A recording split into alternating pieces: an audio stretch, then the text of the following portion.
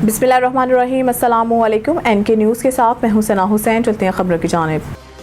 वज़ीर आज़म की तबीयत नासाज, नेशनल इलेक्शन प्लान की एपिक्स कमेटी का इजलास मुअख्खर। वज़ीर आज़म ने गुज़िश्ता 2 रोज़ से कोई मुलाकात या इजलास की सदारत भी नहीं की, जबकि आज कोई इजलास शेड्यूल नहीं था। डॉक्टर ने बुखार और चेस्ट इन्फेक्शन की शिकायत पर 2 रोज़ कबल वज़ीर आज़म को मुकम्मल आराम का मशवरा दिया था। आज शाम को दोबारा चेकअप के बाद आइंदा की मीटिंग्स तय की जाएंगी। वाज़ेह है कि वज़ीर आज़म शहबाज शरीफ इजलास ज़ेर सदारत। इजलास में अमन व अमान की मजमूई सूरत हाल का तफसीली जायजा लिया जाना था। खैबर पख्तूनख्वा और बलूचिस्तान में दहशत गर्दी के बढ़ते वाक़यात की वजूहात का जायजा लिए जाने समेत अहम फैसलों की मंजूरी भी दी जानी थी। इजलास में आला अस्करी और सिविल क़यादत, सूबाई वज़राए आला और इंटेलिजेंस इदारों के सरबराहान ने शिरकत करना थी।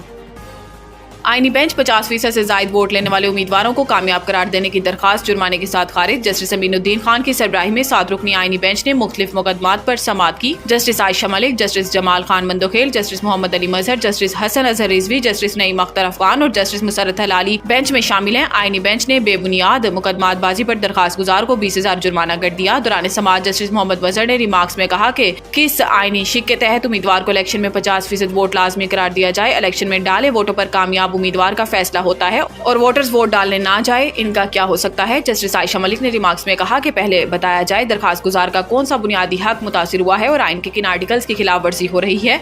जस्टिस जमाल मंदोखेल ने कहा कि अगर नया कानून बनवाना है तो सुप्रीम कोर्ट के पास इख्तियार नहीं।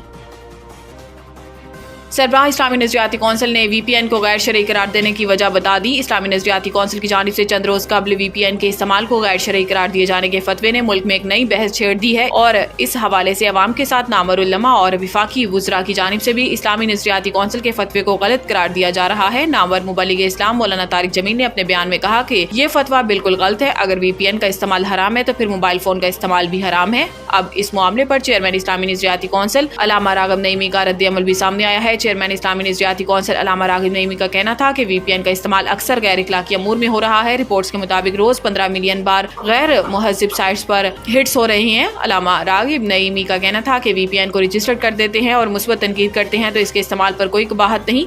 इन्होंने मिसाल देते हुए बताया कि जिस तरह लाउड स्पीकर अगर मुतलका एक्ट के खिलाफ इस्तेमाल होगा तो इस पर पर्चा भी होगा और सजा भी होगी। रजिस्टर्ड या गैर रजिस्टर्ड VPN से गैर मुहज़्ज़िब मवाद और गलत प्रोपेगेंडा किया जाए तो गैर शरई होगा।